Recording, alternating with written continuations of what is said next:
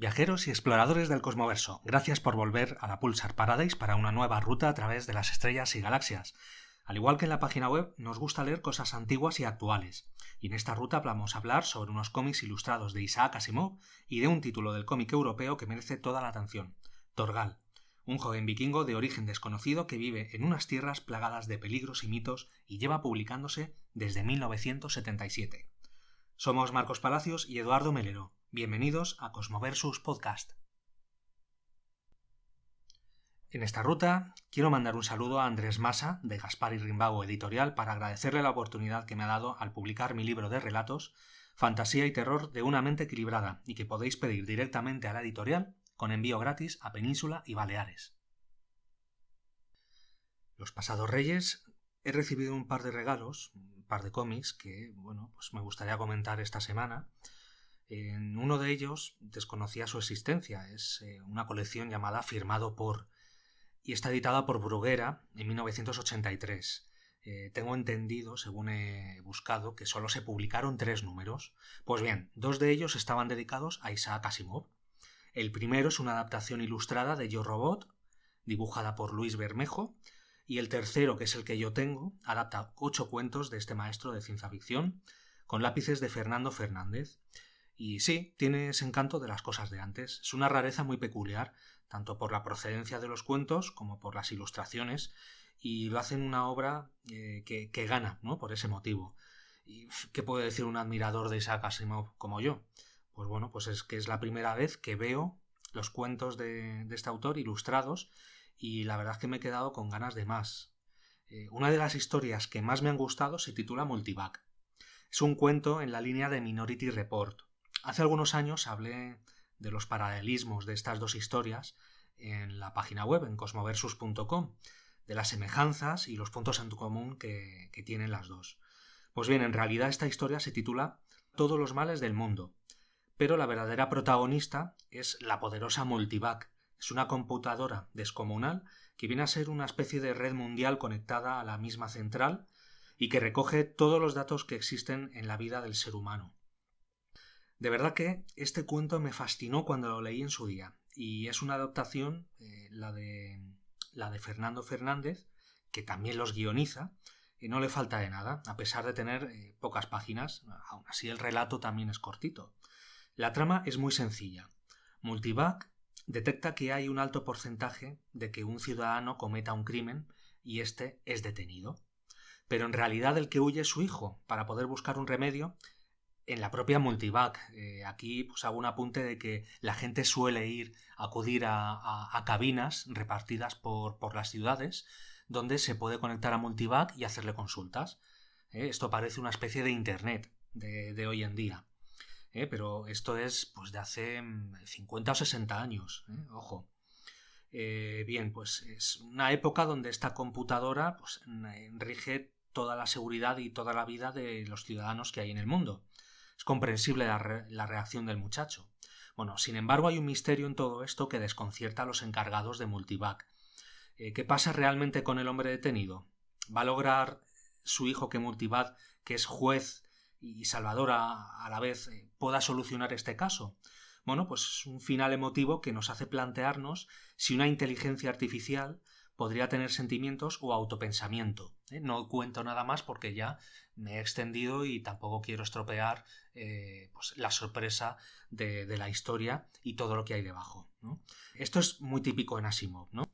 Multivac es descrita en esta historia de esta manera. Os lo va a contar Eduardo Melero. Multivac, un gigantesco macrocomputador que dirigía la economía, la sanidad, la educación. Era imprescindible su colaboración en cualquier campo de la investigación científica y, por su exactitud en las previsiones, inestimable desde la meteorología hasta la psicología. Pero su faceta más importante la constituía, sin duda alguna, el Departamento de Corrección, donde se prevenía e intentaba erradicar el delito. Ubicado en el edificio central, en el corazón de Multivac, allí se reunían, se analizaban y clasificaban miles de millones de datos diariamente. Todos los hechos de cualquier ser humano desde su nacimiento. Los cuentos que están incluidos en esta selección son Asnos estúpidos, Una estratagema inédita, Luz estelar, ¿Le importa una abeja?, Versos luminosos, La amenaza de Calixto y, por último, 2430 después de Cristo. Precisamente estos dos últimos, junto con Multivac, son de los mejores que incluye esta selección, por su carácter que es más profundo y humano, y tratar cuestiones sociales que rozan casi la distopía. El estilo de Fernando Fernández es muy voluble y adaptado a cada cuento. Esto es un extra que suma encanto a la calidad y versatilidad del trazo que tiene. La obra que estoy comentando, además, incluye una pequeña biografía del dibujante y una introducción particular de Salvador Vázquez de Parga. Este señor era un magistrado especializado en TVO y cómic que trabajó para Tutein Editores, entre otras, y varias revistas y editoriales de la época. Pues bien, Fernando Fernández ha participado en revistas como 1984, en editoriales como Warren, y en 1974 creó una colección en la editorial AFA de historias didácticas y multitud de historietas cortas. También se ha dedicado a las portadas y a la pintura. Y también, curiosamente, ha ilustrado historias de Drácula y de Lucky Starr. Y en el año 2004 publicó, con la desaparecida Glenat, un libro de memorias sobre sus primeros tiempos, que está titulada Memorias Ilustradas. Lo recuerdo, Memorias Ilustradas, de Fernando Fernández, en la desaparecida editorial Glenat. De Lucky Starr, ¿qué puedo decir? Pues bueno, pues es un personaje creado por Isaac Asimov para una serie de novelas juveniles de ciencia ficción. El verdadero nombre de este personaje es David Starr, con 2 R's, y se convierte en agente especial del Consejo de Ciencias de la Tierra. Estas historias son más bien didácticas y con un argumento bastante simple. Asimov escribió 6 novelas de este personaje y actualmente se encuentran editadas por Alamut Ediciones. Curiosamente, Asimov publicó también estas novelas con el seudónimo de Paul French.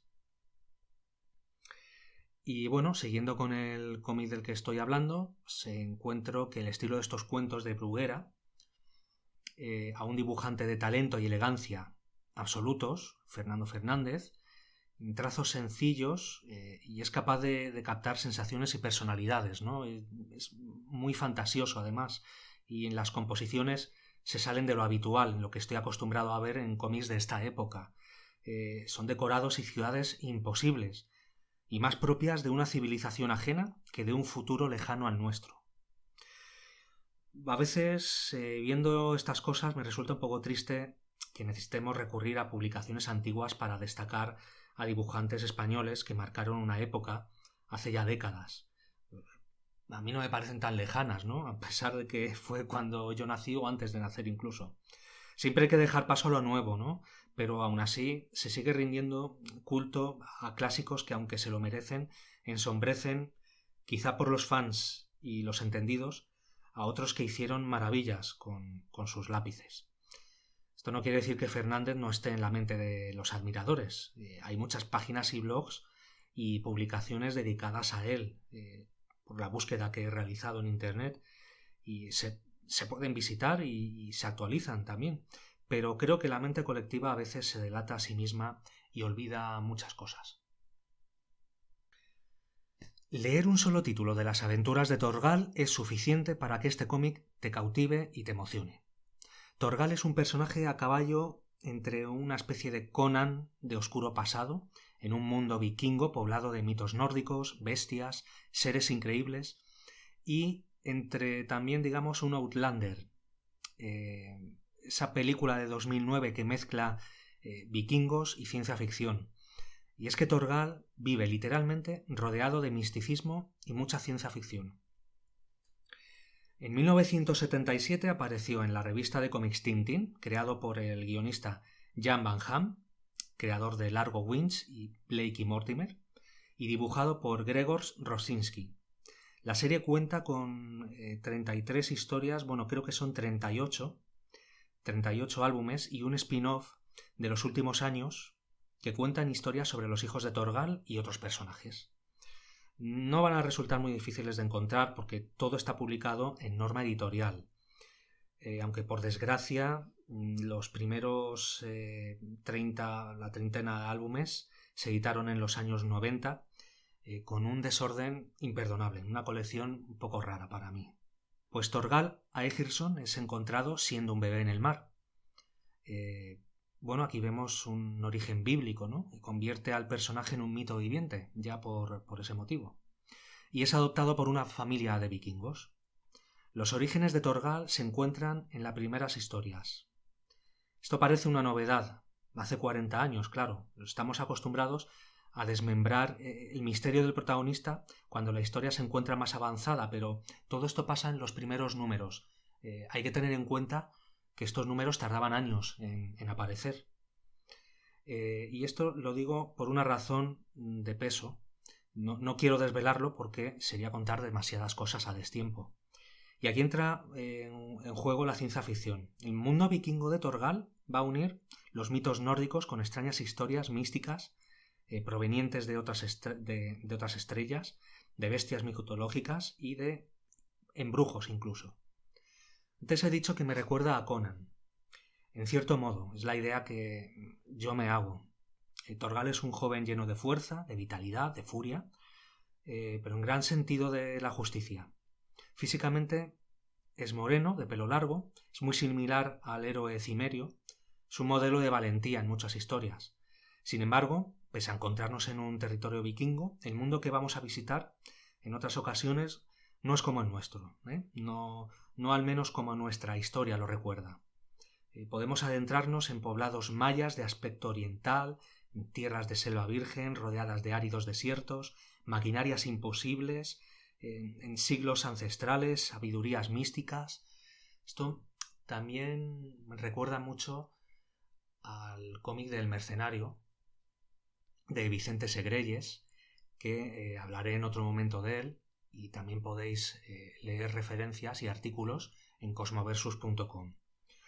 Bueno, pues Thorgal se va a enfrentar a todos estos peligros incesantes, pero no va a ir solo. Vamos a ver valientes personajes, sobre todo mujeres y mujeres villanas o aliadas, de una fuerte personalidad muy poco usual en estas historias antiguas, como Conan. Formarán parte de las exploraciones, de misiones, todo ello también con un dibujo bastante realista, detallado, con mucha fuerza. Los dibujos de Rosinski lo demuestran. Se llevó 2 premios Axtur, que el autor se llevó uno de ellos en 1991 por La Loba. Con Thorgal fue nominado pero no se llevó ningún premio. El colorido es otro referente en las aventuras de Thorgal, ¿no? Siempre hay muchísimos contrastes intensos y que dan a las viñetas el valor de una obra de arte. Yo lo veo así, por lo menos. Es un dibujo con bastante detalle, como he dicho antes. Y en cuanto a las tramas, pues se entrecruzan a menudo con varios personajes, creando sagas. Son sagas que me imagino verlas en películas o novelas clásicas. Tienen esa reminiscencia. Los autores además han tenido 40 años para perfilar y crear un mundo fantástico que atrae no solo por su originalidad y juego con los mitos nórdicos y otras culturas ancestrales, así como por el atractivo gráfico. Yo destaco mucho las portadas que hace el dibujante en particular. Gran parte de todo esto se lo debemos también a Jim Van Ham, a guionista, que ha ganado también muchos premios y muchas de sus obras. Una de ellas, de más famosa, es 13 números romanos, es el título de esta obra. Es una vertiginosa trama policíaca de un joven amnésico y está dotado además de extraordinarias capacidades físicas e intelectuales y que huye de sus perseguidores. Al parecer existe un nexo de 13, que además lleva este número tatuado en el cuerpo, con algún tipo de milicia especial y secreta del gobierno norteamericano. Hay una serie de televisión basada en los cómics, que además aún se sigue editando los cómics desde 1984, y que consta de una miniserie y 2 temporadas más. Pero la segunda de ellas es bastante pésima. tiene una trama y unos resultados muy inverosímiles, y además ya no sigue a la obra original, ya está totalmente inventado. Antes he hablado de los premios Axtur, son de origen asturiano. Reciben el nombre del personaje creado por Víctor de la Fuente. Comenzaron a celebrarse en 1985 por iniciativa de la revista asturiana El Wendigo, durante el Festival Internacional del Cómic del Principado de Asturias. Pero en 2019, Norma Editorial ha empezado a reeditar todos los cómics de Torgal por una edición pues mucho mejor que la de antes. Es una edición integral que lleva 4 historietas en cada tomo, 4 álbumes. Es un tomo, además, en tapadura, y el primer número, por lo menos, el primero, tiene una preciosa lámina que puedes utilizar para enmarcar. Yo cuando me enteré de esta edición supe que tenía que ser mía, y así ha sido. Como extra, cada tomo además tiene páginas sobre el personaje, sobre sus autores, un dossier bastante completo, y creo que es la mejor forma de publicar al personaje de Torgal, porque la edición anterior era un verdadero desastre. Y sí, bueno, pues hoy día lleva 38 álbumes publicados en Francia, además del spin-off, de varios spin-offs que he mencionado antes. Los títulos de estos spin-offs son Cris de Valnor, que tiene 8 tomos. Cris de Valnor es una villana muy interesante en la historia de Torgal. Loba, que tiene 7. Loba es la hija pequeña de Torgal. Y La Juventud de Torgal, que tiene 8 tomos más publicados también. Sin embargo, estas series ya están guionizadas y dibujadas por otros artistas.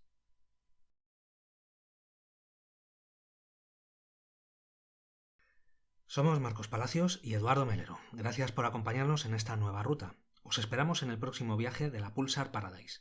Mientras tanto, podéis seguir todas nuestras novedades en cosmoversus.com. Que tengáis feliz viaje.